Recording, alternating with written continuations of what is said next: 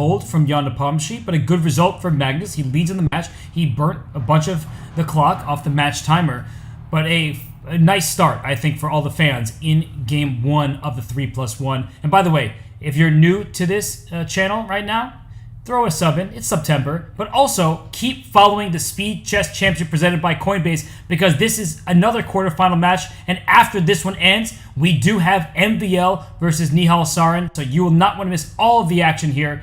But back to this board, Benjamin. We see that we had an Alapin Sicilian. Magnus, going back to one of my childhood favorite openings.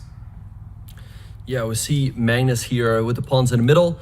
He has active development. Maybe the rook can move to d1. He's spending a little bit of time though. Jan's still playing quickly. There we have to move for rook d1. So let's see now how Jan is going to play. Like maybe bishop d7, but it all looks a little bit clumsy. So I think Magnus can be quite satisfied about the outcome of the opening here. We see him with bishop to d7.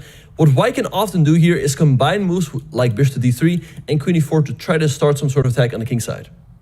And he goes knight c3, so we are going to see a transformation of pawn structure. But I like what you're pointing out, that the bishop on d3 will stare at the black king. And if you play g6, to blunt that bishop, you give up the h6 square for the second white bishop. This is starting to look like the makings of an attack. But Benjamin, we know if there is no attack, black is better because of the c3 and a2 isolated pawns.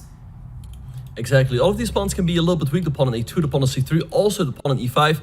Nice move here by Magnus going h4, because eventually you want to go queen e4, black has to go g6, and then you can follow up quickly with the move h5. So he can also play h5 here right away, anticipating that move g6. And look at the clocks. Magnus, he's down nearly 40 seconds. Jan is playing this quickly. Where's the checkmate, says Jan. You're attacking with your queen and your bishop. I've stopped that diagonal. If he doesn't take with the h-pawn, I'll be very surprised. But Jan is thinking, so can you even take with the f-pawn? I'd be shocked, because if you play f takes g6, you critically weaken the pawn on e6. But he goes for it. Wow, Robert, this looks like a serious mistake.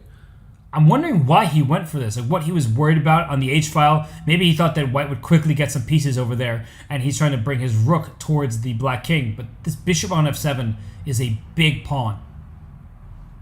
Yeah, rook a5. This looks very awkward from Jan. Bishop to b3. Now Magnus will always have pressure on the pawn on e6. He can maybe move a knight to g5 at some point. This looks terrible for black. Really terrible. And the c3 pawn is now targeted. It is a weakness. But I think that white can go with a rook lift. Rook e3, both defending the c3 pawn, and when you move your knight out the way, I feel like the rook would have been able to jump towards the king side. But he goes rook d1, and it got a question mark. Still looks good for white, though. Right, so what happens if Jan takes on d1? How are you going to recapture? You can take with the rook, but then you hang the pawn on e5. You can also take with the bishop, but you would like to keep that bishop in an active position. But what is this move a5 by Jan? I don't see the point, because a4 is not even a threat. So this question should be asked again. Rook takes d1, rook takes d1, knight takes e5. Perhaps Magnus would just take back and plant a rook on d7 at the end of the line and say that he's got good control, but that doesn't look very simple. I think that black would have chances there. Benjamin, the bar is all the way up in Magnus's favor. Yeah, this looks great for Magnus. In case rook takes d1, you can also take with the bishop, take with the rook. Jan goes bishop to f8, but this will always leave him with very weak dark squares. Magnus trades on d8, and I mean, maybe like knight g5 now? Oh, that's a crusher. Because now f7 is hanging directly. You can't take this bishop that looks free on h6, because queen takes f7, queen takes h7 is a direct checkmate. And if you play a move like queen e7 to save your bishop, bishop takes f8, that's going to hurt. Oh, goodness. You just have no space for your pieces, and e6 is loose.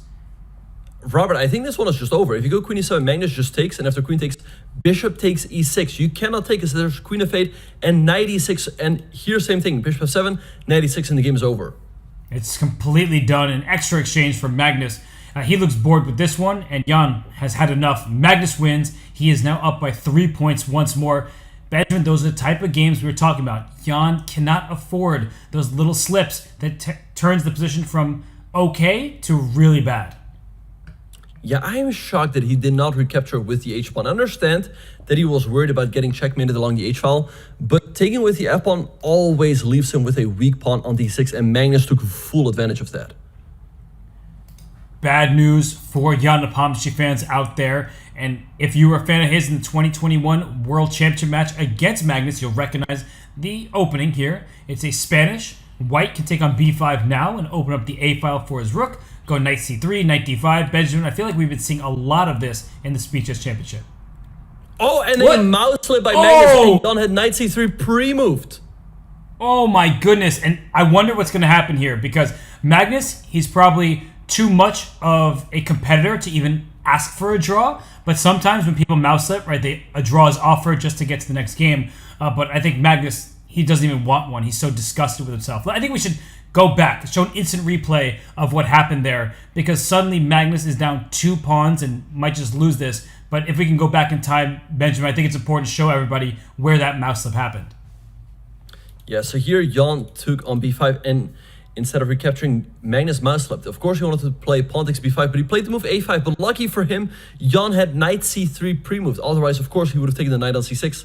So knight c3. Jan still has a great position as now he's up 2 pawns, but there's still work to be done. And maybe at the back of his mind, Jan could be thinking like, hey, I could have already won this game.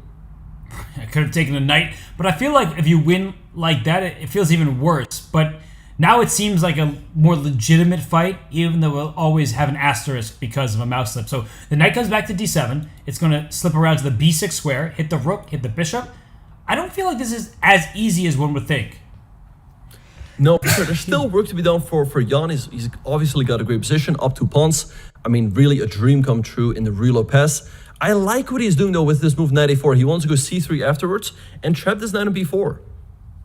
Okay, so Magnus, he looks like he's reeling. Jan is making it look easy. c3 is a great move next. And if black has to play d5, well, now you definitely can't play d5 to free up the knight. c3, f takes e4. So, all right, Magnus is making this messy. Right, so let's see. So c3, pawn takes e4. You can go knight d2, but then I can jump into d3. So Magnus doing a great job complicating this game. I don't know, it's not over yet. This knight at a4 is a little bit off. So let's see what Jan will do here. Maybe he'll play c3, f takes e4, knight takes e5. Because you're going to lose that f3 knight anyway. So you might as well steal that central pawn, not allow a black pawn to take on your knight on f3. And that seems to be the simplest. He goes even knight back to e1. Right, this also still looks great for Jan, but now Magnus can go for like bishop f5, followed by queen e8 to g6. And again, he's still in this game. He is down 2 pawns, but white has this cluster of pawns on the queen side that are difficult to set in motion. I like the plan for black that you just mentioned. The bishop f5, queen e8, queen g6, all that stuff. I think it's black's only chance, considering you are down a couple pawns, and the knight on a4 is stuck over there. And it will take a while to play b3, knight b2. He goes b4. He's even more direct. I like it. But bishop f5, queen g6 to follow. Benjamin's the only chance that black has, but bishop e4 and go for checkmate. And there goes queen e5. Now maybe just king to h7. And if you take on c5, there might be queen g6. Bishop takes h3 as a threat. But even more important, bishop to e4, attacking the queen and the pawn on g2. So this one is not over just yet, Robert. Unbelievable. If Jan doesn't win a game where Magnus mouse slipped on, what move was that? Move like 10? And then doesn't win up a couple pawns, he will be beside himself. You need to win this game if you're Jan Nepomniachtchi. But Magnus refuses to lose. I actually think this is a really difficult position. It's already really tricky. I mean, again, if you take on c5, there's queen g6. I don't know. I would be tilted out of my mind if I would not win this game if I was Jan. Maybe there's still queen f3 to meet bishop b4 with queen g3. Let's see what he's going to go for. He takes on d6. The queen. Yes. Oh, is he going to go for it? He's going for it. He has to. At this point, there was a checkmate on g2 threatened, so he's taking his bishop, and the eval bar approves. So Jan Nepomniachtchi, with great awareness, I think now he brings his knight to b6. He protects his c4 pawn. The knight can slide even to d5. Oh, wait. Yeah, he's just pushing the c pawn. He gives up the e pawn for the c pawn. What do you make of this? Yeah, I love it for Jan. Magnus goes rook d6. He wants to go rook g6 and threaten checkmate over here. So rook a4, attacking the queen. Nice loaded move. I guess the queen has to go to like d3 to go after this pawn. It looks great for Jan as everything is defended. He's got these passers, but still some work to be done. So can he play c6 and c7? That's my first question. I know the b5 pawn is hanging, but that c pawn gets up the board very quickly. Another option is just to play c4 yourself. but that does keep your rook away from the king side. Like rook to g6 does seem a little worrisome. Yeah, and I would be quite reluctant to go c4, as you said, it allows rook to g6, followed by queen e4, so rook b4. I like this one much better. The rook can always keep an eye on the king side. It does hang the pawn at c3, but I think Robert, he just wants to go rook after b1, defend everything, and then go c6 at the right moment. How often do you see 2 minor pieces and 3 pawns for a queen? It's a material imbalance that I am not accustomed to, but those passed pawns are not just on the second rank, they're mobilized, they're ready to become a queen, and so I'm with you. It looks very, very strong here for white. He goes rook to b1. He just wants to keep everything together. He can play rook to c1, pawn to c6, pawn to c7. This looks very difficult to deal with. Right, rook g6, a tricky little move though by Magnus. He still wants to go for this idea of queen d3 and queen e4, and Robert, this one is not over yet. If the queen lands on e4, it will be uncomfortable to deal with the checkmate threat. So I love the move rook b4 by Jan. Great decision making from Jan Nepomniachtchi. He keeps taking away critical squares from black's pieces, and c6, c7 is not going anywhere. He is b5 protected. He's got a rook behind the passed c-pawn. The knight is defended by the bishop on e3. This is a good try from Magnus, hitting both rooks, but now the rooks are coordinated c6 at long last. That has to be next on the agenda. Exactly, now c6 is definitely a threat, followed by c7. Magnus's clock is ticking. He's down to 18 seconds. Robert, I don't see how he's stopping Jan from marching up the board here. He's not. The pawn is going forward, and I think that Magnus, he's pretty much resigned because he feels like he has no way to defend. He's down to 5 seconds, needs to find a move here. Is he just going to lose on time? Can you go queen b3 though? Take on b5, c7, and then give up this rook, and Jan won on time.